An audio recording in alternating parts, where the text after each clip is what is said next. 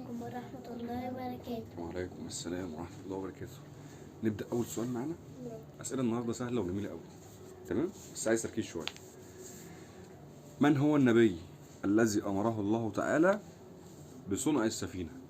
في نبي ربنا أمره إن هو يصنع السفينة عشان ينجي قومه معاه. اسمه إيه النبي؟ إيه؟ نوح. سيدنا نوح. سيدنا نوح عليه السلام. برافو، صح. اتفضل يا يونس. العفو. السؤال التاني، نركز. ما هي اسم الحشرة التي تكلمت مع سيدنا سليمان عليه السلام؟ اتفضل يا ياسين. النمل. الايه؟ النمل. برافو. لا، سقفة كبيرة يا ياسين. اتفضل يا ياسين. السؤال الثالث. من هو النبي الذي ألقي في النار؟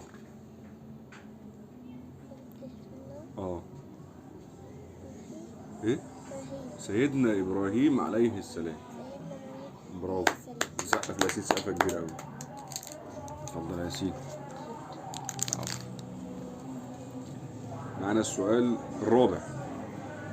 ما اسم الطير الذي تكلم مع من؟ في طير تكلم مع نبي. اتفضل. هدهد.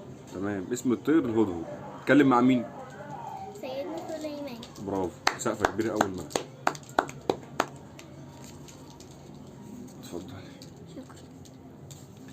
ومعنا السؤال الخامس والأخير، تمام؟ من هو النبي الذي تآمر عليه أخواته؟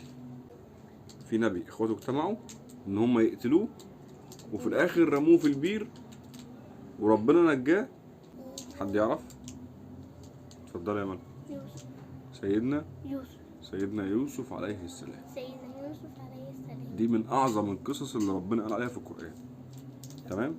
يلا سقفة كبيرة أول ملك. اتفضل يا ملك. شكرا.